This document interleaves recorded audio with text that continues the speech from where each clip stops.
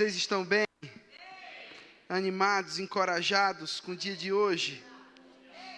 Que prazer estar aqui pela primeira vez no Verbo da Vida, Vila Ré, amém? Uma honra. Eu tenho muito carinho pela vida do pastor Paulo, sua esposa, Salete. A gente já é amigo há muito tempo, de muitos anos atrás, desde quando eu cheguei em São Paulo, há 21 anos atrás. Para quem não sabe, eu sou da cidade de Natal, Rio Grande do Norte. Eu cheguei aqui em São Paulo no ano de 2003, eu tinha 21 anos de idade. Hoje eu tenho 42. E vivi aqui durante 7 anos em São Paulo, então foi assim que eu conheci o pastor Paulo, sua esposa, seus filhos, o Guga que está aí. Eu posso dizer que eu conheci ele pequeno, viu gente? Pequenininho. E a sua família crescendo, linda. Então obrigado, eu sei que o pastor Paulo não está aqui, né? Está viajando. Fica o meu abraço, o meu carinho, minha gratidão por ele, sua esposa, seus filhos. Obrigado a todos que estão me recebendo com tanto carinho, né? Para quem não sabe, eu tenho o privilégio de pastorear a igreja lá em Santa Catarina, na cidade de Florianópolis. Cidade boa, viu gente? Quando você quiser ir lá, vai lá que você vai ser feliz também, amém? Eu estou lá há 14 anos pastoreando a igreja Verbo da Vida, no sul do Brasil, em Florianópolis. Sou casado com a Bia, pai do Benício. E eu tenho o privilégio de abençoar o corpo de Cristo, o Verbo da Vida e outros ministérios, né? Como professor do Rema, professor da Escola de Ministros, como cantor, né? Você acabou de ouvir minhas canções. Eu quero aproveitar e te perguntar se você já me segue aí nas suas plataformas digitais favoritas musicais. Spotify, YouTube, Deezer, Apple. Vem aí, dá uma olhada aí no seu celular. Eu vou te dar autorização de você pegar no seu celular e ver se você está me seguindo. Vai lá, abre aí, 30 segundos. Se não tiver, é uma falta de absurdo. Já começa a me seguir aí, dá um follow, tá bom? Para que você possa acompanhar tudo aquilo que eu tenho feito no Senhor. Se você também desejar me seguir nas mídias sociais, no Instagram, André Martins Oficial. Eu tenho o privilégio também, irmãos, como escritor, de lançar livros, e eu quero compartilhar com você aqui 2 livros meus. O primeiro lançado pela editora Rema Brasil Publicações, O Segredo de Viver Feliz. Viver feliz não é sem querer, é de propósito. Nesse livro eu compartilho sobre a nossa nova identidade em Cristo Jesus, que carrega em si a alegria como fruto do Espírito. E eu compartilho sobre o plano original de Deus para a nossa vida, para que a gente possa manifestar as verdades das realidades dessa nova vida em Cristo Jesus. Então, viver feliz não depende do seu humor, depende de uma decisão baseada na sua nova humanidade em Cristo, amém? Quem já tem esse livro, levanta a mão. Quem ainda não tem, levanta a mão. Meu Deus, não vai dar para quem quer, fui muito incrédulo, trouxe pouco livro. Então, esse livro está disponível, assim como também o meu novo livro, lançado esse ano, Algo Novo Está Por Vir. O seu futuro não está só no seu amanhã, está dentro de você hoje. Se você me pergunta, André, o que te motivou a escrever esse livro? Eu comecei a escrever esse livro no início da pandemia, terminei no final do ano passado, quando o Senhor me ensinou a criar uma atmosfera, um ambiente favorável para a minha vida, carregado de esperança. Então esse livro essencialmente fala sobre o poder da esperança, o que é viver uma vida cheia de expectativas. Eu tenho recebido dezenas de testemunhos, irmãos, de pessoas que têm lido esses livros e têm saído da depressão, de crises de ansiedade, síndrome de pânico, curadas, voltando a sonhar, a ter expectativa, porque de fato eu fui chamado para ser um mensageiro da alegria, um mensageiro da esperança, das realidades da nova vida em Cristo Jesus. Infelizmente a minha fé foi pouca também, eu trouxe poucos livros desses. Eu acho que só tem 6 livros do novo e 15 do Segredo de Viver Feliz. Então quando acabar o nosso encontro, já vai lá, eu quero te dar um abraço, dedicar pessoalmente o livro a você, te conhecer de perto, tá bom? Vai ser uma alegria você me levar para sua casa. Olha aí para a pessoa que está do seu lado e diz, leva o André para casa. Amém? Tem máquina lá de débito, crédito, tem Pix. Você não tem desculpa para não me levar para sua casa. Amém? Bom, eu estava vendo aqui esse flyer, essa projeção esquenta do Flowers, é isso? Followers. Flower não, né? E me chamou a atenção esse tema, identidade. E eu quero, inspirado pelo Espírito, ministrar o seu coração sobre realidades dessa nova vida, dessa nova identidade, humanidade em Cristo Jesus. Mas eu quero, antes que você levante a sua Bíblia, vamos fazer uma declaração de fé junto comigo. Diz comigo: essa é a minha Bíblia, a poderosa palavra de Deus. Agora fala com convicção: essa é a minha Bíblia, a poderosa palavra de Deus, a verdadeira, infalível e imutável palavra da fé. Eu sou o que ela diz que eu sou, eu tenho o que ela diz que eu tenho, eu posso o que ela diz que eu posso, e nunca mais a minha vida será a mesma. Você pode fazer um barulho bom nesse momento? Glória a Deus, aleluia. Há uma passagem em Efésios capítulo 4, onde Paulo nos encoraja a nós andarmos de um modo digno para a vocação que fomos chamados. Efésios capítulo 4, versículo 1, a Bíblia diz: olha, andem de um modo digno. Rogo-vos, pois eu, o prisioneiro no Senhor, que andeis de um modo digno da vocação a que fostes chamados. No decorrer dos versículos ele vai falar sobre andarmos em unidade, né, andarmos de bem uns com os outros, andarmos em amor, andarmos em outras palavras, manifestando os efeitos da nossa nova vida em Cristo Jesus. Então Paulo diz: olha, andem de um modo digno. E você me pergunta: o que é andar de um modo digno? Eu te respondo: andar de um modo digno é andar de acordo com aquilo que você já é em Cristo Jesus. Todas as vezes que você anda de acordo com a sua nova identidade, todas as vezes que você anda, ou seja, que você conduz a si mesmo, conduz a sua própria vida e se comporta de acordo com a sua nova realidade em Cristo Jesus, isso é andar de um modo digno, isso é andar de uma maneira em que Deus se agrada. Não há maior alegria em Deus, irmãos, de saber que os seus filhos estão andando na verdade. É isso que João, em 3 João capítulo 1, versículo 1, 2 e 3 diz: amado, eu faço votos pela prosperidade de vocês, assim como é próspera a alma de vocês. Pois não há maior alegria do que essa de saber que os meus filhos estão andando na verdade. Então eu faço uma pergunta aqui: aonde estão os filhos amados de Deus?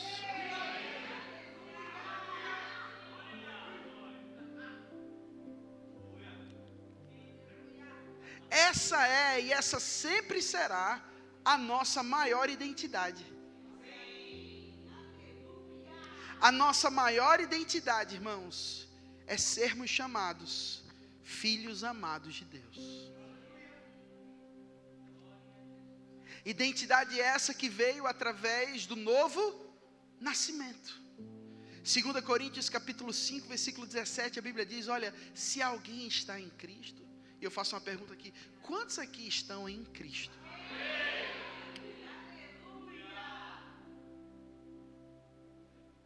Se nós estamos em Cristo, em outras palavras, se nós fomos colocados em Cristo, se nós fomos inseridos em Cristo, então nós somos uma nova pessoa, com uma nova humanidade, com uma nova natureza, com uma nova realidade espiritual, com uma nova posição espiritual.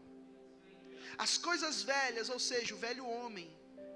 Quem éramos nós, irmãos, antes do novo nascimento? Vou pedir para o pessoal só baixar um pouquinho o instrumental. Quem éramos nós antes do novo nascimento? Falidos espiritualmente, filhos do diabo. Olha aí para a pessoa que está do seu lado e fala para ela: sem Cristo, você é filho do diabo. Oi, som, teste, 1, 2. É preciso ficar claro, irmãos, que Ou nós estamos em Cristo, ou nós não estamos em Cristo. Ou nós somos nascidos de Deus, ou não somos nascidos de Deus. Ou somos filhos de Deus, ou somos filhos do diabo. Potencialmente falando, ou seja, o que é potencial? É tudo aquilo que você pode ser e ainda não é. É tudo aquilo que você pode se tornar e ainda não se tornou. É o que você pode fazer e ainda não fez. Potencial é um poder oculto, é uma força reservada. É um poder sem utilização. Potencialmente falando, todo ser humano é filho de Deus. Ou isso é um teste? Por quê? Porque todo ser humano, independente de cor, de raça, de sexo, de status social, de condição econômica, de religião, todo ser humano foi criado à imagem e semelhança de Deus. Todo ser humano foi criado como filho de Deus. Todo ser humano nasce como filho de Deus. Mas, inevitavelmente, por causa de uma herança maldita herdada por Adão, em algum momento da nossa experiência humana, todo mundo morre espiritualmente. Em outras palavras, todo mundo se desconecta de Deus, se afasta de Deus, perde a vida de Deus. Quando isso acontece, não sabemos exatamente em que idade, em que momento o homem morre espiritualmente, mas inevitavelmente ele vai morrer. E é por isso que todo ser humano precisa de salvação.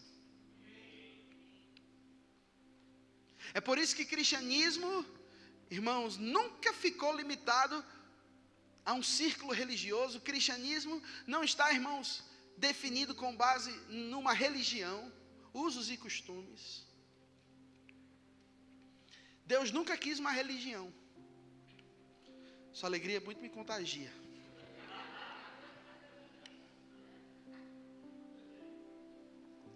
Deus nunca quis uma organização religiosa. Deus nunca quis uma religião. Deus sempre quis um relacionamento. Eu e você fomos criados para vivermos na presença de Deus. Eu posso descer aqui se eu quiser? Eu e você fomos criados para vivermos na presença de Deus. Originalmente falando, todo ser humano nasceu para estar na presença de Deus. Como? Em comunhão com Ele. Por causa de uma posição espiritual. Por causa de um status aceito por Deus. O homem foi criado para viver na presença de Deus. Efésios 1:4, a Bíblia diz: assim como Deus nos escolheu nele antes da fundação do mundo. Eu não sei se você sabe, mas antes de você existir, você já existia no coração de Deus. Olha aí para a pessoa que está do seu lado, fala para ela: você querendo ou não, aceitando ou não, Deus sempre pensou ao seu respeito.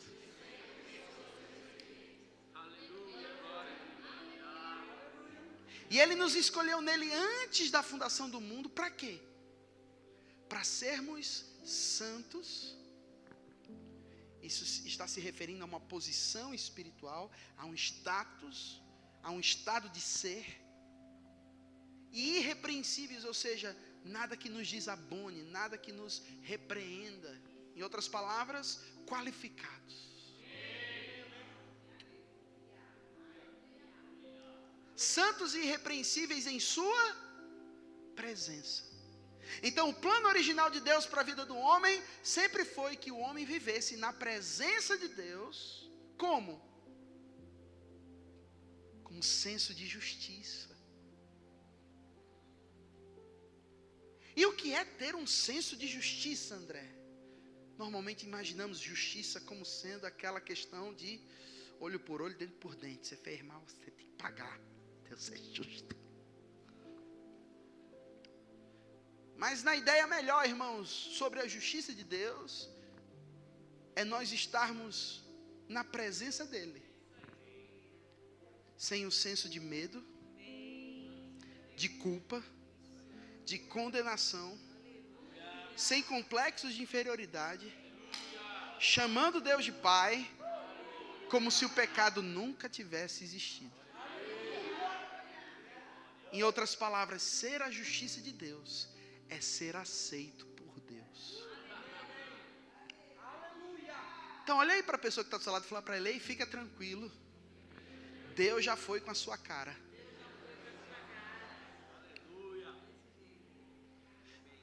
Em Cristo Jesus, Deus já nos amou, irmãos, Deus já nos aceitou, Deus nos quis. Você não é obra, irmãos, do acaso. Não importa a maneira como você nasceu, se você foi desejado ou não, se você foi celebrado ou não, se você foi fruto de um abuso ou não, de um acidente ou não.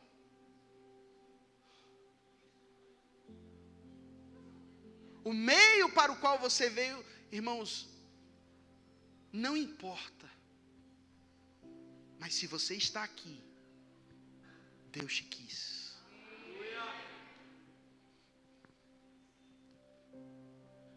E em amor, nos predestinou para Ele, para a adoção de filhos, segundo o beneplácito da sua boa vontade. Então, originalmente, o homem foi criado para viver na presença de Deus, mas como eu falei, o pecado bagunçou com tudo. E roubou, irmãos, o potencial do homem de se tornar tudo aquilo que ele havia sido criado para ser.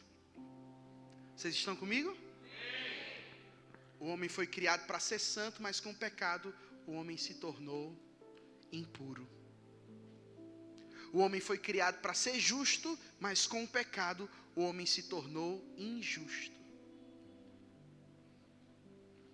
O homem foi criado para ser bom, mas com o pecado, o mal veio habitar dentro dele. O homem foi criado para ser próspero, mas com o pecado, a pobreza veio a fazer parte da sua identidade.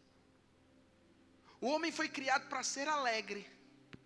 Vê aí se você está vivendo de acordo com o plano de Deus ou não. Olha aí para a pessoa que está do seu lado. O homem foi criado para ser alegre, mas com o pecado, a tristeza veio a fazer parte da natureza humana. E com as suas mazelas. O pecado, irmãos, tem irmãs. A doença, a miséria, a falta, a indignidade, a tristeza, com as suas mazelas psicoemocionais, como depressão, síndrome de pânico, crise de ansiedade, pensamento acelerado. Todas essas filhas malditas cujo pai é Satanás.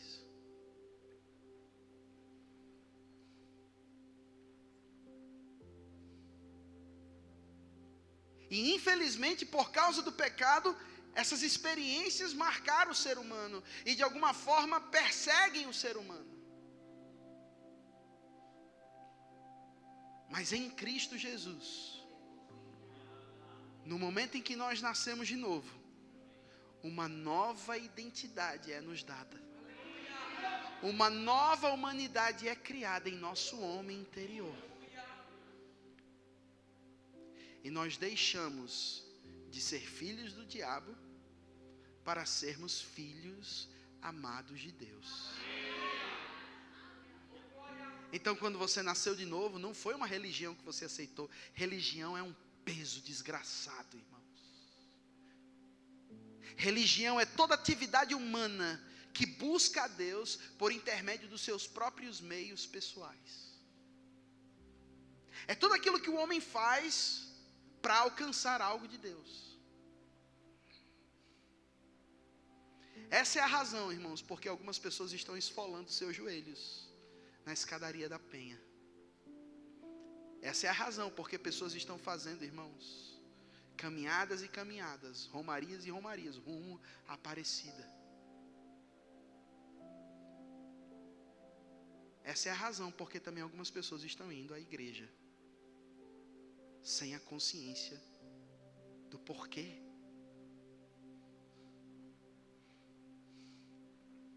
então tudo que nós fazemos nada mais passa do que uma religião travestida de espiritualidade. Sem consciência da identidade, da nova vida, tudo que você faz é religiosidade. Se você quiser rir ou respirar, pode dizer amém.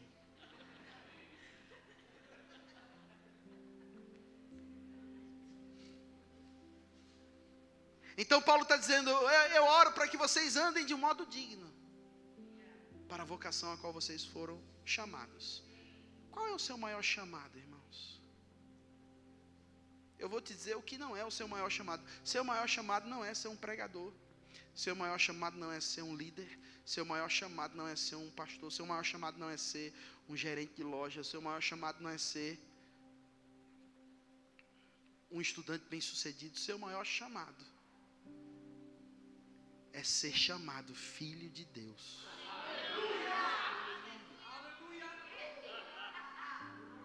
E a partir do momento que existe uma consciência no seu coração de que você já é um filho, e como filho você é amado,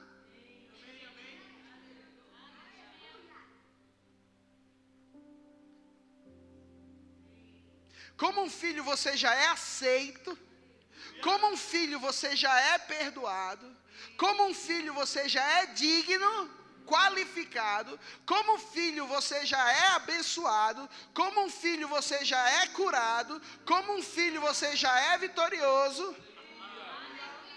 Então agora, todas as coisas que você faz e experimenta, você faz e experimenta por causa dessa revelação.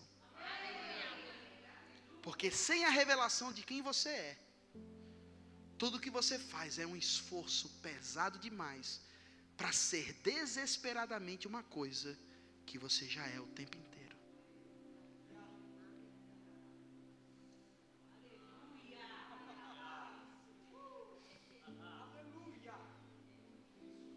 Sem a consciência de quem somos,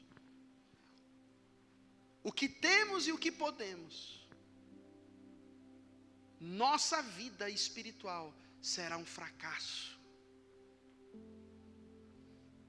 Sem a consciência da nossa filiação, todo o nosso serviço, irmãos, será para provar a Deus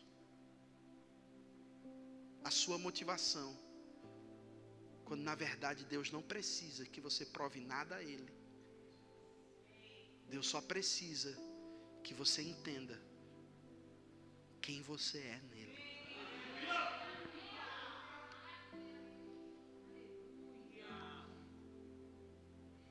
Eu estou indo bem, irmãos? Posso continuar?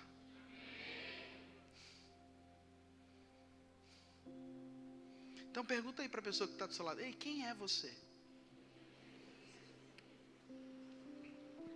Agora eu quero que você abra a sua Bíblia em Gálatas, capítulo 5, versículo 1. Para não dizer que eu não pedi para você abrir a Bíblia. E depois nós vamos ler Romanos 1, versículos 16 e 17. O que diz aí na sua Bíblia em Gálatas 5:1? Foi para a liberdade que Cristo nos... Permaneçam, pois, firmes, e não vos submetais de novo a um jugo que vos escravize, ou de escravidão. Não parece um contrassenso, um paradoxo falar isso? Olha, foi para a liberdade que vocês foram feitos livres. Não, pensa um pouco comigo.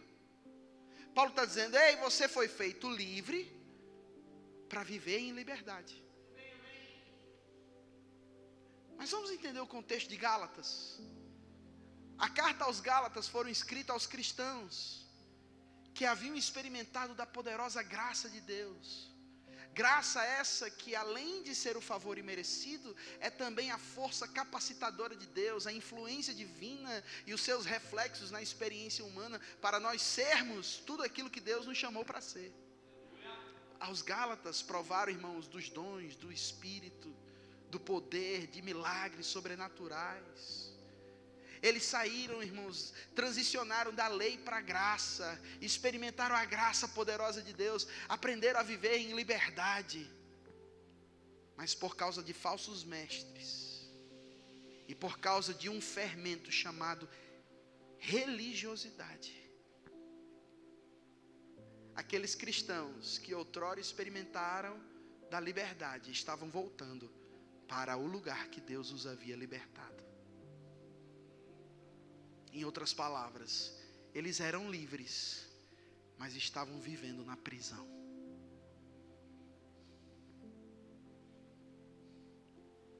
Isso nos ensina uma coisa: é possível ter a liberdade em Cristo, mas continuar preso.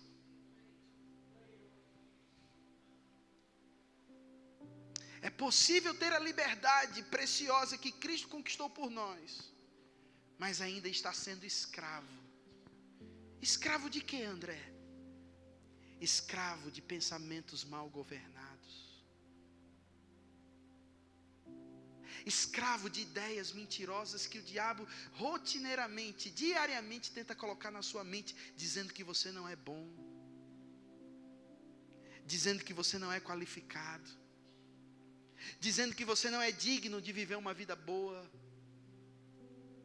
dizendo que você não é aceito, querendo te definir pela cor da sua pele, pelo perfil do seu cabelo, pelo salário bancário, pelo saldo na sua conta, pela profissão que você tem, pelas qualificações que você ainda não tem,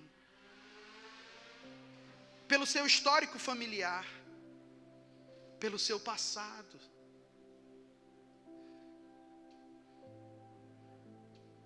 Então ele vai massacrar você no terreno dos pensamentos, lançando ideias, sugestões, mentiras, sofismas, falsas ideias que vão se tornando como que um muro, tijolo após tijolo, pensamento após pensamento, construindo um sofisma, um muro.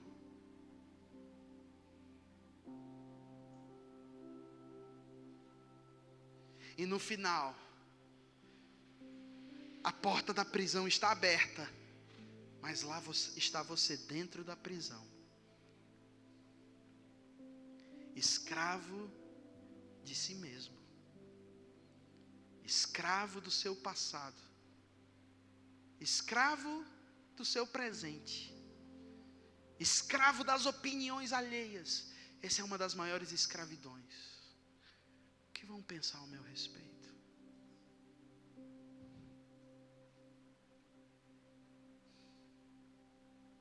Escravo do seu trabalho, porque você não tem a revelação de que é próspero, e talvez porque não tenhamos a revelação ainda na plenitude de que Deus está cuidando da gente, trabalhamos, desculpa o termo, feito condenado, porque não estamos trabalhando simplesmente para prosperar, estamos trabalhando por causa do medo da falta.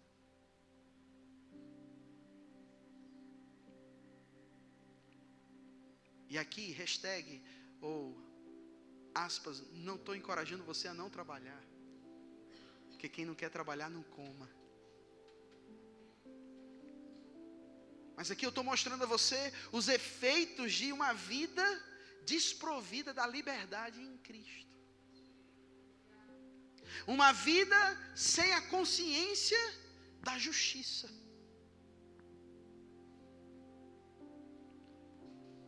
Porque o que é ser a justiça de Deus? É estar com confiança na presença dEle. Olha para mim, irmãos, como você acorda todos os dias?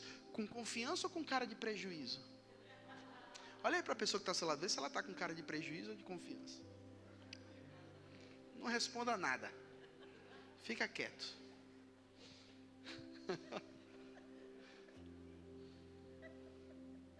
Como você acorda todas as manhãs, irmãos? Olha para mim. Você sabia que isso tem um efeito impressionante na nossa vida?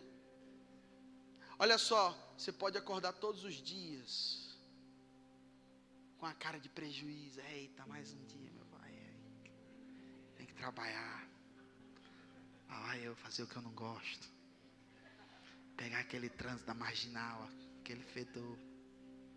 É aquele ônibus. Eita. 2 horas no trânsito, na radial.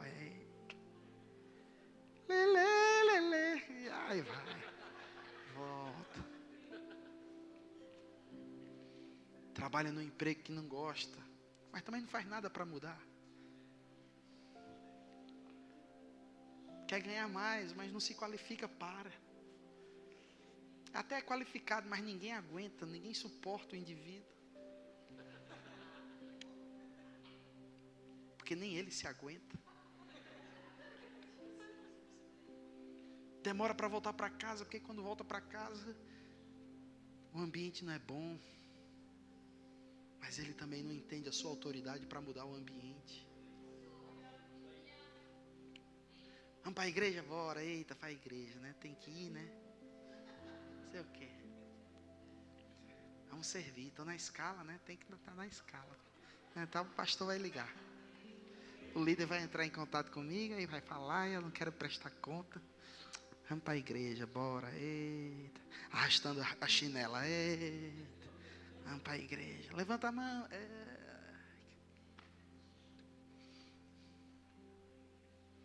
O que é isso?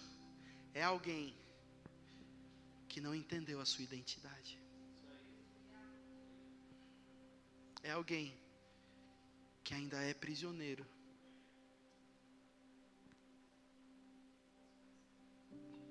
na sua mente, embora a chave e a porta da prisão esteja aberta.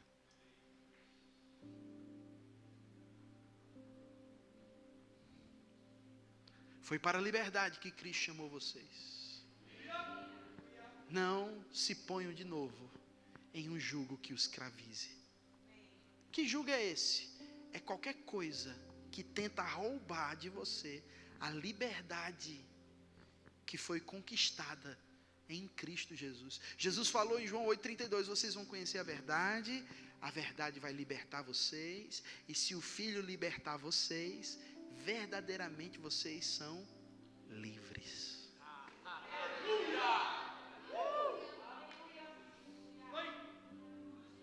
Agora eu pedi para você ler Romanos 1,16, não foi? Vamos ler, eu estou gostando, irmãos, de hoje. Se você não está gostando, eu estou gostando. Estou sendo abençoado por mim mesmo.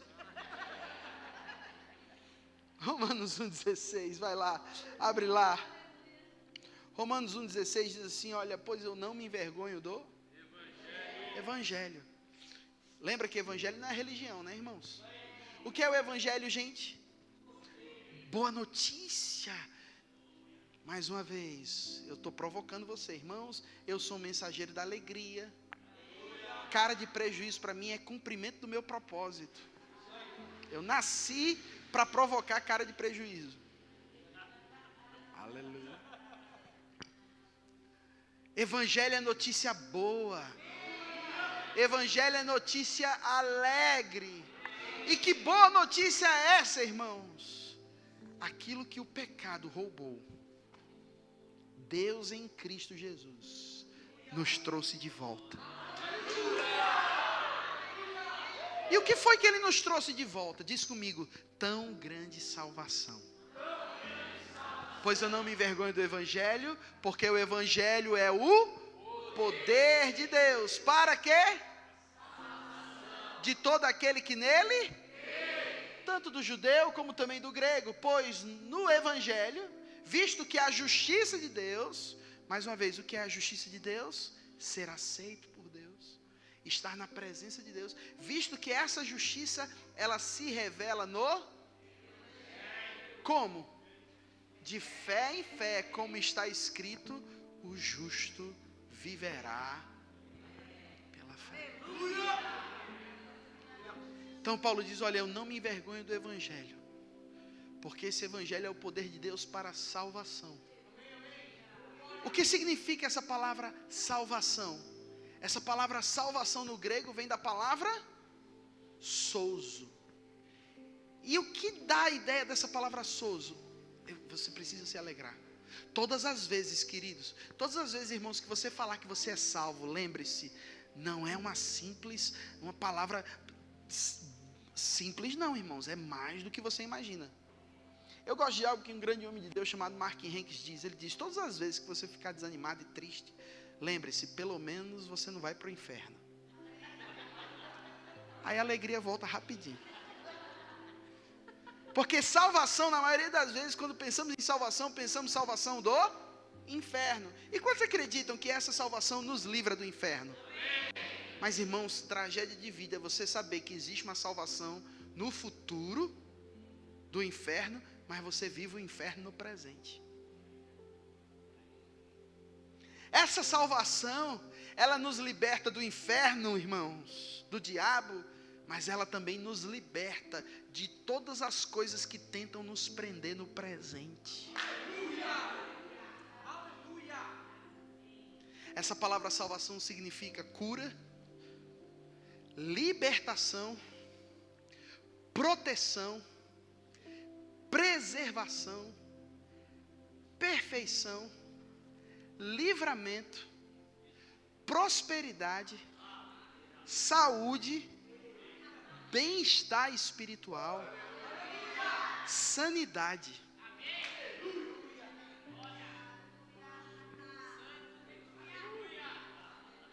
Então, todas as vezes que você afirmar que você recebeu a salvação, está no pacote. Fala comigo, está no pacote.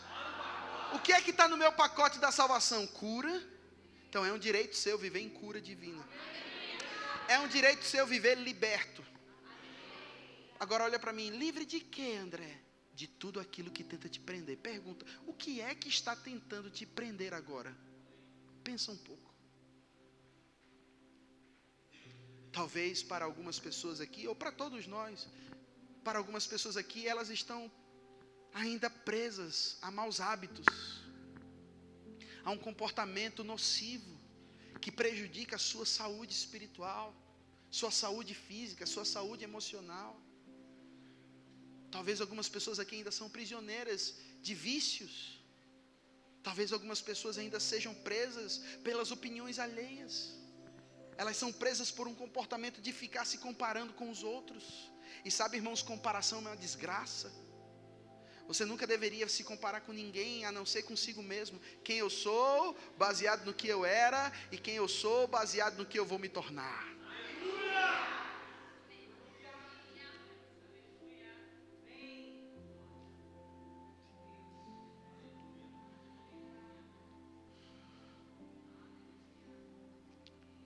Jovens, vocês são fortes. A palavra de Deus está em você. Você tem vencido o diabo, porque maior é o que está em vocês. Irmãos, pela graça de Deus, nós podemos ficar livres de qualquer comportamento que prejudique a nossa santidade. Qualquer comportamento que prejudique, irmãos, a nossa identidade em Cristo. Cura, libertação, proteção, preservação, perfeição, livramento, bem-estar. Oh, meu Deus do céu. Eu não sei se você lembra disso, mas em Cristo Jesus você tem plenitude. Na presença do Senhor tem plenitude de alegria, tem satisfação, tem prazer. Tem sanidade, em outras palavras. Ei, olha para mim, você sabia que é um direito seu viver em sanidade mental? Eu estou falando muito sério, irmãos. Eu tenho 21 anos de ministério vivendo integralmente da obra de Deus. Eu tenho mais de 35 anos de igreja. Bem mais, eu vou à igreja desde os 6 anos. Faz aí a conta, 42 menos 6. Não, 42 menos 6. 36, né? 36 anos de igreja. Mas às vezes filho de crente é cretino, né? Então, de fato, eu tive uma experiência, de fato, com o novo nascimento aos 14 anos de idade. Tá bom? E eu posso afirmar categoricamente a você, eu nunca vi tanta gente tendo que lidar com problemas emocionais. Eu nunca vi tanta gente ansiosa como nos dias de hoje. Tanta gente desenvolvendo, irmãos, problemas emocionais, por não conseguir administrar pensamentos. Nunca vi tanta gente depressiva, triste, como nos dias de hoje. Mas graças a Deus, na salvação em Cristo, está disponível sanidade mental. Você sabia que é um direito seu dormir em paz? Irmãos, fazem muitos anos, irmãos, tudo que eu estou falando eu já experimentei, ok? Eu estou falando de ruim.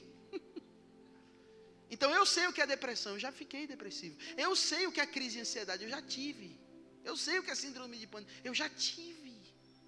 Eu sei o que é pensamento acelerado, eu já tive. Eu sei, irmãos, eu era profissional em ser ansioso. Se tirasse a ansiedade de mim, eu não sabia como me comportar.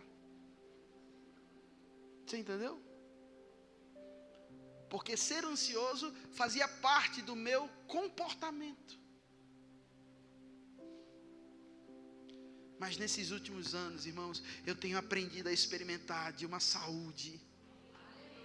Não, eu ainda não estou vivendo tudo não. Muitas vezes eu sou, irmãos, tentado a lidar com ansiedade, tentado a lidar, irmãos, com sentimentos ruins. Mas é nessa hora que eu me lembro, na salvação, tem sanidade para mim. É um direito meu dormir e logo pegar no sono.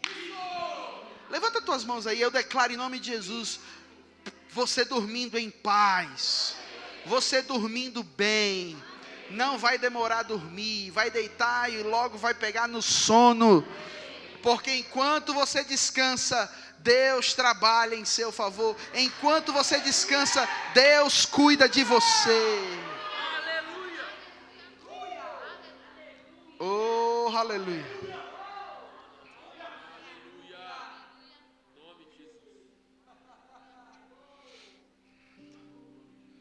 Adão e Eva, irmãos, sem um relacionamento com Deus correto, porque eles caíram da glória de Deus, perderam a comunhão com Deus e foram expulsos da presença de Deus.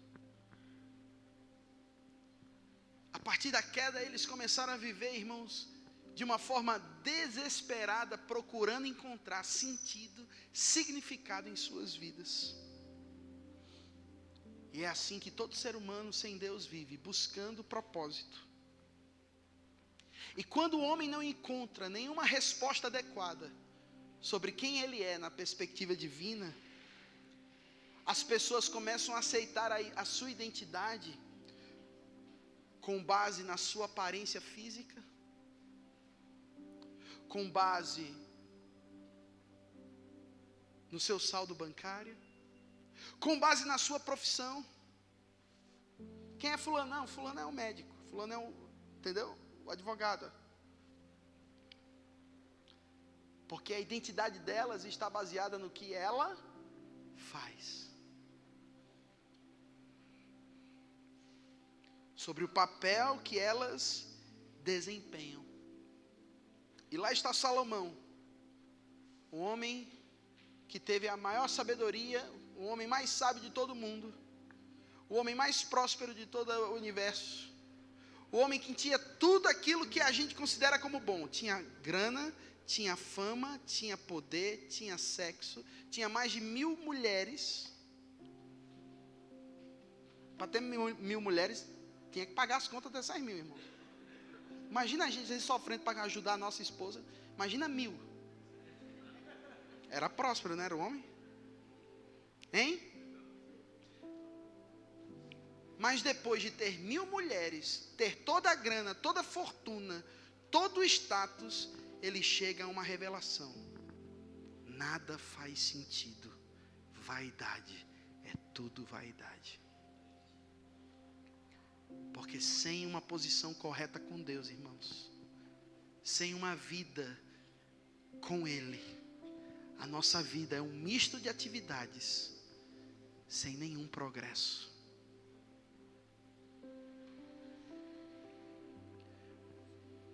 Mas quando você se encontrar em Cristo, oh aleluia.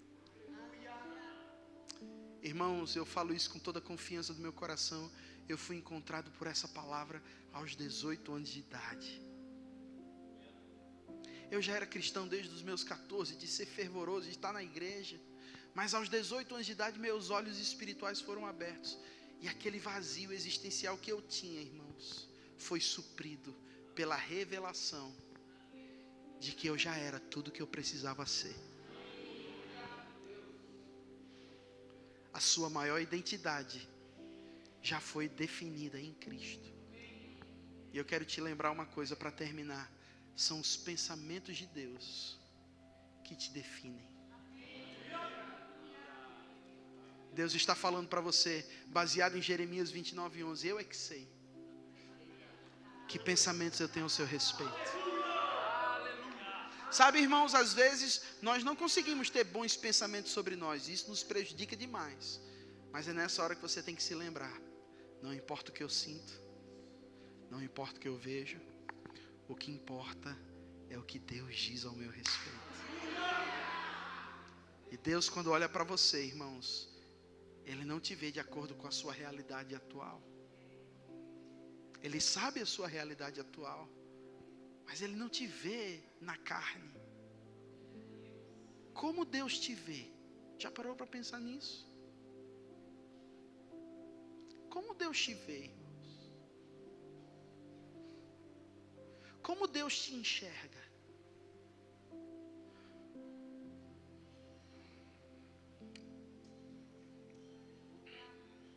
Me lembro da história no livro O Melhor da Vida, de um grande homem de Deus chamado T.L. Osborne. Ele fala que havia um pintor que estava de um lado da calçada e olhando um mendigo na rua, do outro lado da calçada. Então aquele pintor talentoso, criativo, cheio de compaixão, pega um quadro branco e começa a pintar aquele mendigo, não da forma como ele estava, não da forma como ele via naturalmente, mas da forma como ele via no potencial daquele homem, de acordo com o melhor que havia naquele homem.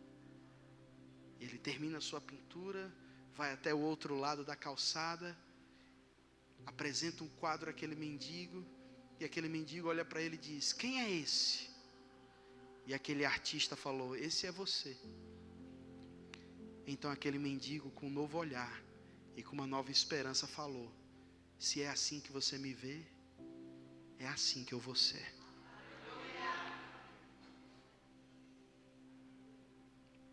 Quem é você, irmãos?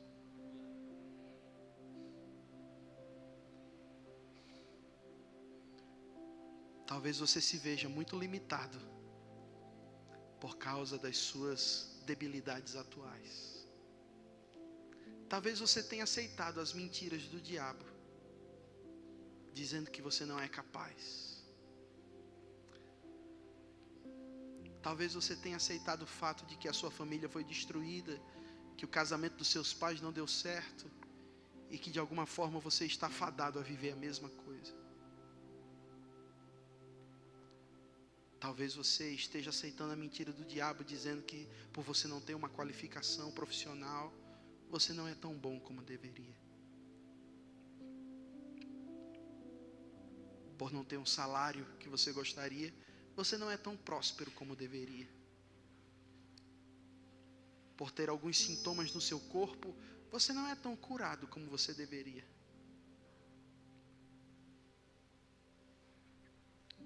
Mas eu quero responder a você. Quando Deus olha para você, sabe quem Ele vê? Cristo em você. Deus te vê em Cristo. Deus te enxerga em Cristo. Meu Deus. Vou falar mais uma vez. Deus te vê em Cristo. E quando Ele olha para você, por mais que Ele saiba das suas debilidades, deficiências, Ele só vê o que você é nele. Eu é que sei que pensamentos têm ao vosso respeito. São pensamentos de paz e não de mal, para te dar o fim e o futuro que você deseja. Eu estou olhando aqui para filhos amados de Deus,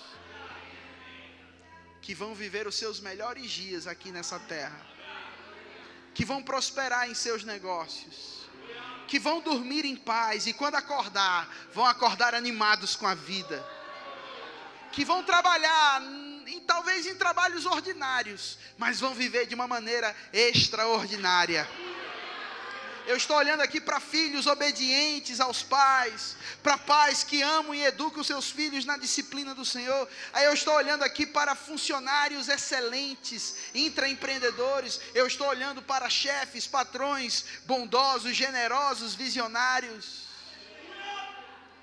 para servos do Senhor, para cristãos fervorosos no Espírito, que amam a palavra, que amam se congregar, que amam servir a Deus, que amam abençoar. Eu estou olhando aqui para justos, santos e irrepreensíveis. Levanta suas mãos para a gente terminar esse momento e diz comigo: eu sou simplesmente o melhor de Deus andando sobre a terra.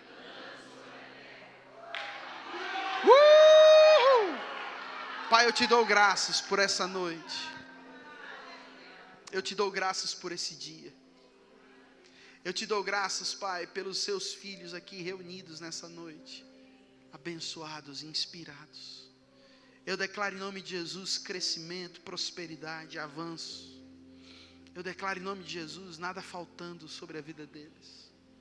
Eu declaro em nome de Jesus uma consciência de justiça se levantando com ousadia e uma nova identidade sendo estabelecida. Onde estão os jovens aqui nessa noite? Onde estão os filhos amados de Deus aqui nessa noite? Olha aí para terminar mesmo. Olha aí para a pessoa que está do seu lado e fala para ele: seu futuro é tão brilhante, mas tão brilhante, mas tão brilhante, que você vai ter que usar óculos escuros.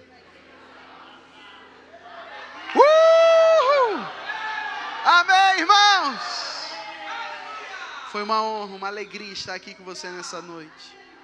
Obrigado, Guga, pela parceria, pela presença. Mande um abraço para o seu pai, para sua mãe, sua família. Obrigado a todo mundo que está me recebendo aí com carinho. Eu declaro em nome de Jesus dias melhores para a sua vida, porque algo novo está por vir. Então, por que você não dança, não se diverte? Tem novidade de vida, irmãos. No novo nascimento tem novidade de vida. O novo homem carrega em si mesmo o novo de Deus.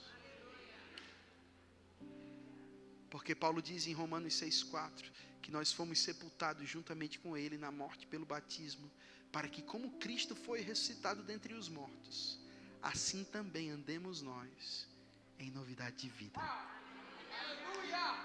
Olha para mim, quando você acorda, novidade de vida acorda. Quando você acorda, algo novo se levanta. Sejam abençoados na prática da palavra. Olá, irmão. Para ficar por dentro de nossas programações, acesse a nossa conta no Instagram, @verbovilaré. Clicando no link que está na biografia, você será redirecionado ao canal da nossa igreja no YouTube. Se inscrevendo lá, você tem acesso às transmissões ao vivo e gravações das pregações anteriores. Você também pode nos encontrar no Facebook procurando por Verbo Vila Ré. Curtindo e seguindo nossa página, você acompanhará cada evento da nossa família Vila Ré. Recomendamos que você interaja com as nossas publicações, promovendo o engajamento das redes sociais a fim de que a palavra chegue a outras pessoas. Obrigada e boa navegação!